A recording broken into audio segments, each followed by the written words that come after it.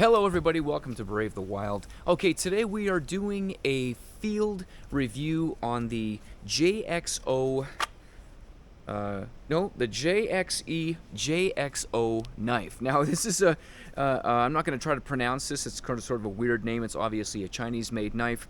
We're going to go into this, whether or not it's a good survival, camp craft, bushcraft type of knife. So, without any further ado, let's get started. I'm going to give a close-up to you guys here. This is the knife right here. This is the blade. It's roughly 9 inches long in total, and the blade itself is about 4 inches long. It's a drop point, obviously, and it's a very aggressive Tonto blade. I actually really like this edge and this edge right here. It's fantastic when you want to cut into boxes and things like that because you've always got a nice sharp edge to sort of cut into. You can choke up on the knife really nicely here, do some fine stuff. Now the handle itself is basically just rubber. It is extremely grippy and it is very nice to hold, very nice to handle. You really feel like you've got this knife solid in your hand the whole time. I've worked with this knife for well over 2 years now. There has not been anything that's been rough on it that sort of makes me feel like my hands are fatiguing or getting worn out, or any pains or anything like that. Now the one thing I don't really care for here is the finger choil. I haven't done anything about it, and the reason for that is because I wanted to see if I would cut my finger on this with time. Now I actually haven't at this point cut my finger. I've worked with this with gloves, without gloves, but I still don't really like this sharp edge here. Now the nice thing about it is you can always take a file and you can round it off if you want to. I don't really think you're going to lose much in the way of edge if you do that, and then you can even probably increase the size of the finger choil if you have particularly large hands or thicker fingers. Now the top of it here, the finger grooves at the top here are really nice because if you can see, they're very smooth right here, and then they get a tiny bit rougher at the edge. Now whether I'm here or whether I'm up here, which is, it's rare that I'm actually this far, I'm usually kind of right here, I've never really noticed anything again that's bothered my fingers. Very comfortable blade. Let's get into the sheath. The sheath here is a basic Kydex sheath. It is very nice, and it comes with this at the back here. Now I can't recall the name of this. It's sort of not coming to memory right now, but you've all seen this. I'm sure you're familiar with this. You basically, you lift up this, you pull down this tab right here, you squeeze the sides, lift it up. Very easy to get onto your belt, slip it down, clip it in, lift this back up, and you're good to go. This is sort of a no-brainer sheath. It's really nice. However, what I would have liked to see on this was the option for me to have sort of a drop carry, like a lower to the leg kind of carry.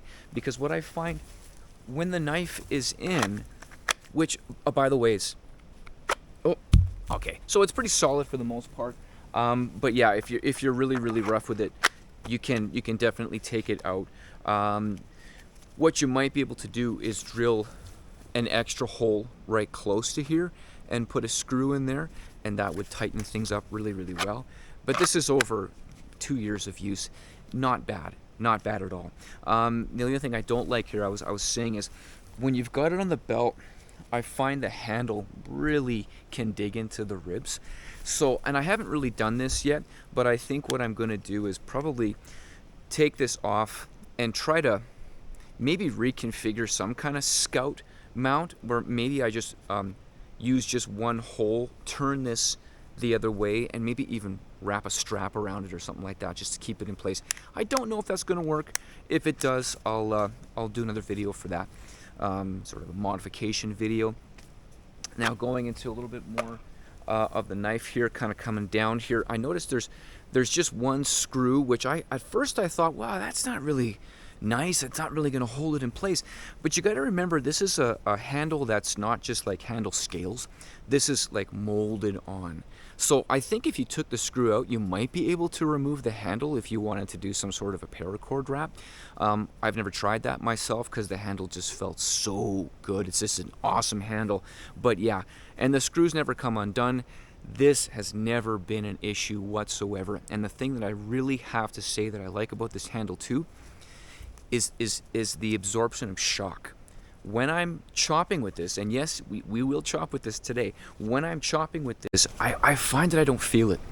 It doesn't bother me. It feels really, really nice. So, coming down to the end of it here, you've got this little part of metal coming out.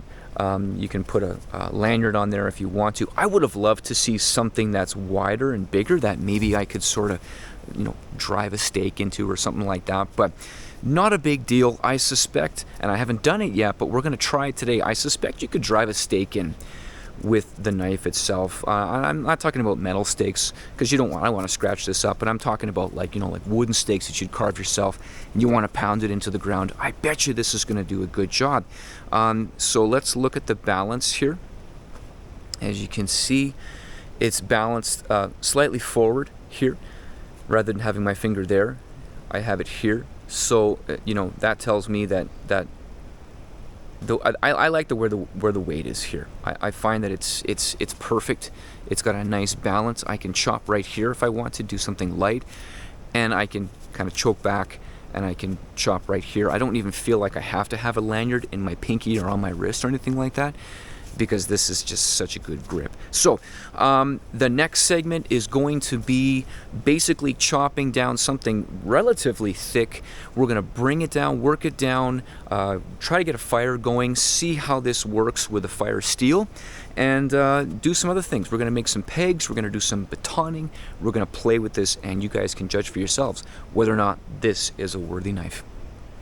What we're going to do now is a test. I'm going to clear off some of these branches, and we're going to work on this one. This wasn't as thick as I had hoped, but we're going to chop it, and we're going to see how this is as a chopper. Now, this is sharp. I just sharpened it, so we're going to see how that edge retention goes during the duration of this review. Okay, so let's get started.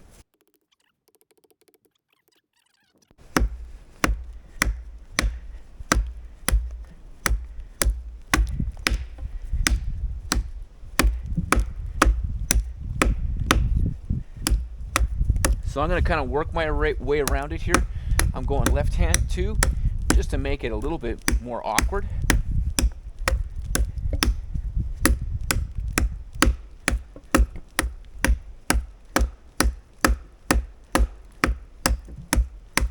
Yeah, it's definitely more awkward with the left hand.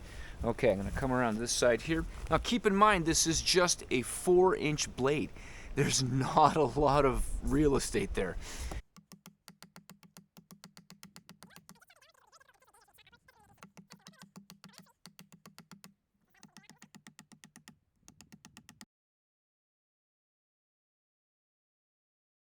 All right, everybody, we're back again. Now, as you can see, that didn't take too long to get through this. And this is a relatively thick, just for perspective here, relatively thick branch, and it's not super old, but it's also not really soft. It's just decent to experiment with. So what we're going to do now is we're going to try a different technique. Now, the thing I like about this blade, although it's only 4 inches long, it is extremely thick. Now, you'll be able to find the specs online for this, but it is a very thick blade. And it's not too terribly heavy. I think if I remember correctly, it's about 13 ounces, so it's not tons to carry around. It's a really nice knife. Let's do a sort of different technique here if we wanted to get into the center of this rather than chopping like this. What we're going to do here is we're just going to baton through it. As you can see, you get a lot of bite out of this blade here. Bring my hands further down.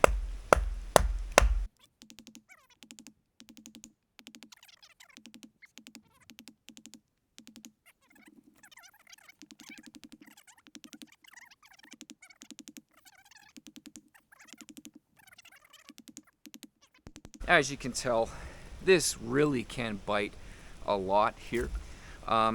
let's go ahead and test the sharpness. We'll see where it's at. I'm just going to take all the stuff off the blade.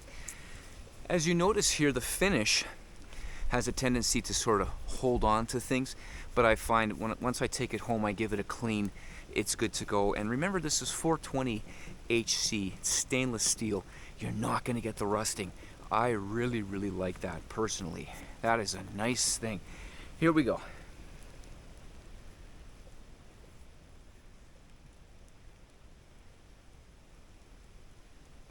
All right, so it's still shaving some hair off.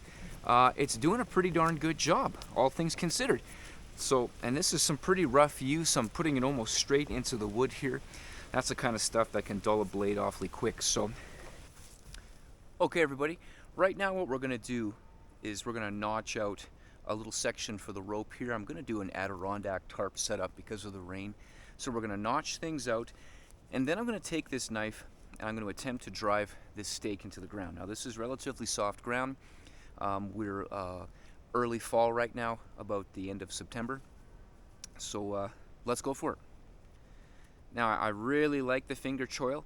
I might make it a little bit bigger, but I'll tell you, in the 2 years that I've had this knife, it hasn't really been a huge issue for me, in all honesty. It's never been something that's really bothered me. So yeah, and I think that's probably going to stay the same. This isn't going to be a fancy thing here. We're just having fun, experimenting, see what we can do. Nothing special. I really love these little tips here from the Tonto, because I can just kind of dig that in there, and it really makes my life a little easier. Lots of places to carve. I mean, of course, this isn't a Mora knife. This isn't a fine carving knife. I don't know if I would attempt a spoon with this, but I mean, whoops, I'm cracking it here. Oh boy. But I mean, hey, this is good enough to hold my rope in place. That's perfectly acceptable to me. I don't want to take forever, especially if it's raining. So let's go ahead. What we're going to do here is just look and see where my line's got to go. I think I'm going to drive the stake in right here, and we'll see how it is.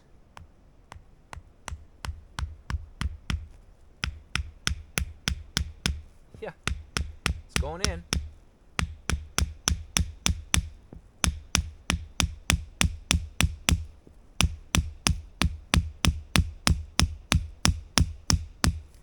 All right, well, as you can see, no damage whatsoever doing that. I mean, this finish is extremely resilient to scratches.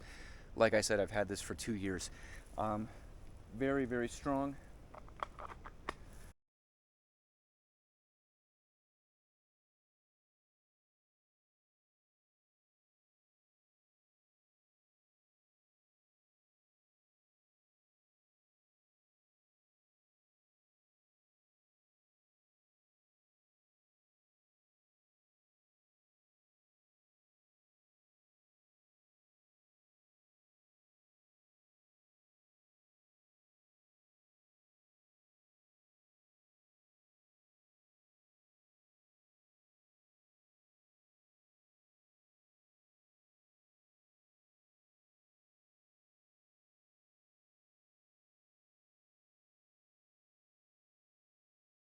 Let's start batoning this here. So I'm just going to take off the bark.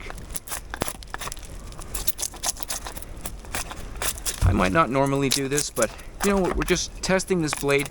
We want to see the edge retention. I haven't sharpened anything since we've started, so we're going to see how it goes. Okay, now I'm batoning something that is very, very easy for this blade because it's so thin.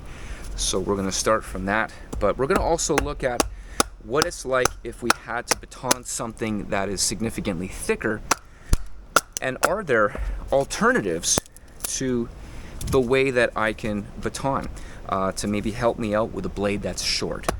So we're going to look at that. So far, I have to say the performance is really, really fantastic on this. I enjoy it. Because it's so thick, it really wants to go through that wood. Without any hesitation, it just wants to continue driving right through it. it seems to like to baton for being such a short blade. Now let's try something again a little bit different here. I'm going to position this like this. I'm going to stab into it. Oop, wrong way. Try to have that blade out. And again, so we have another alternative here, another way that we can split this wood down, which is really, really nice. Any way that I can do this safely is the best thing. Regardless of whether or not I'm in a survival situation or I'm just out in the bush, I'd rather not go home with any injuries. So this is fantastic. Okay, here we go. Choking up on the finger choil here. Now we're going to have some knots, which is normal for pine, of course. Or, sorry, this is spruce, pardon me. But, okay. So that's what we're getting. That's not too bad. I'm going to let those just kind of fall off. I'm okay doing that. Starting the edge here. See, I got to do a little bit of a different technique with this blade than I have with other blades. Some blades love to feather stick. Others you have to kind of just play with your technique a little bit and figure out what's sort of working for the particular blade that you're using.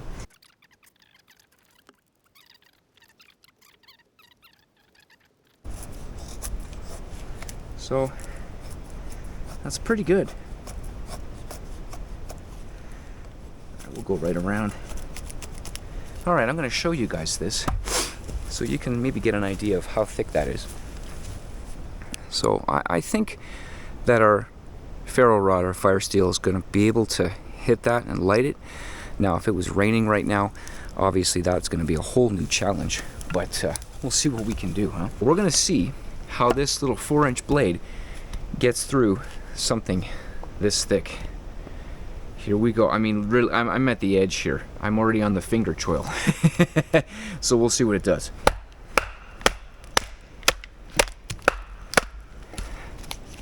Wow. Okay. There's a lot of knots in this, so that's pretty darn good.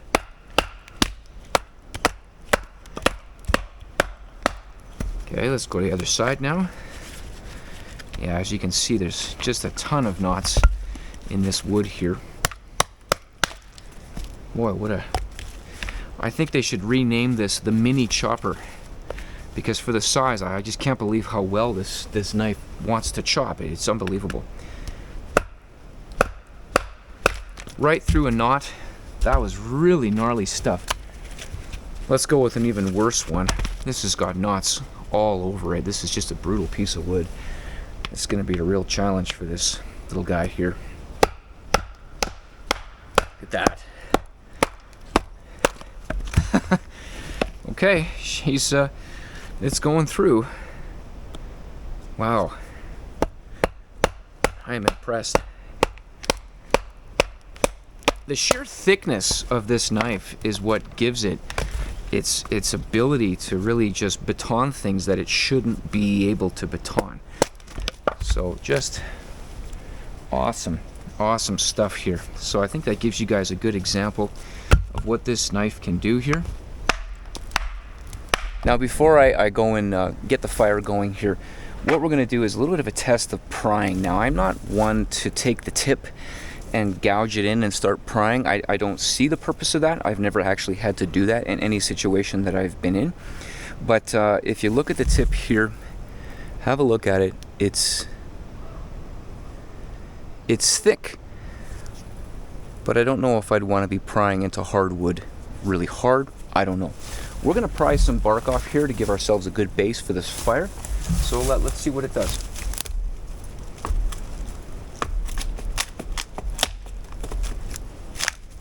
Well, that was a lot easier than I thought it was going to be. And this is pretty wet, so let's see if we can maybe pry something else here. I'm going to try a little bit of the tip and prying. Yeah.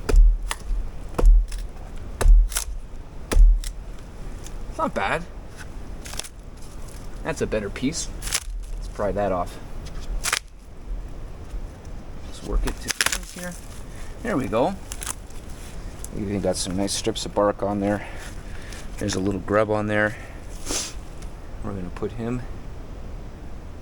over here. He can find a new home. All right, I'm not Bear Grylls, so I'm not going to eat that.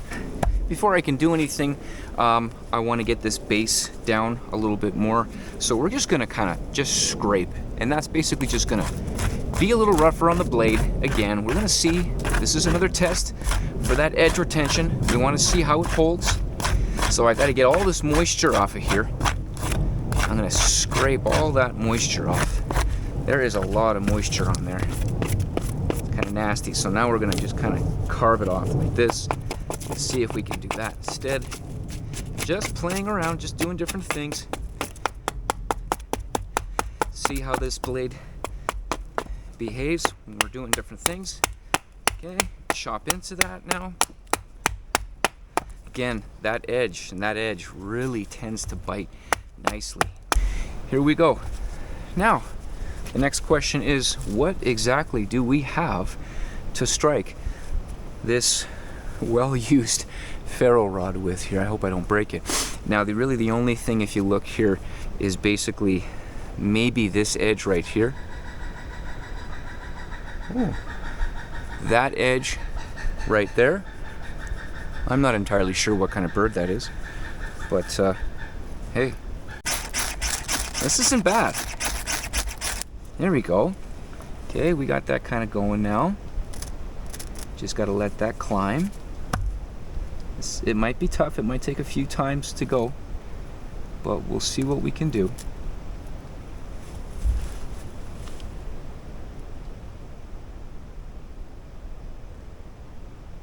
Yeah, and with that humidity, it's a little tricky.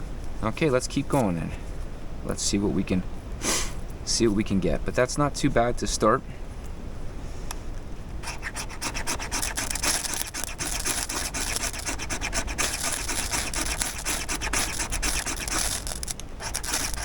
Now I like to strike repeatedly like this, especially when it's very humid, and just get that constant heat going in. Very, very important to get that constant heat, especially when things are dry, because the moisture always wants to take everything away from you.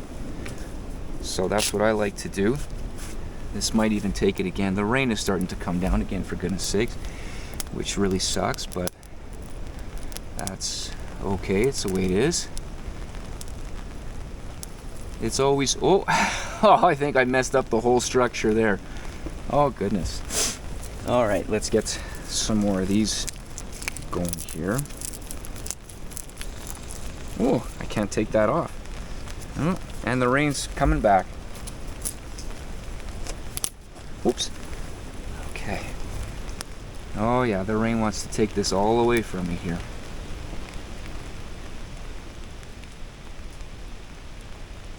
Come on, baby. Come on.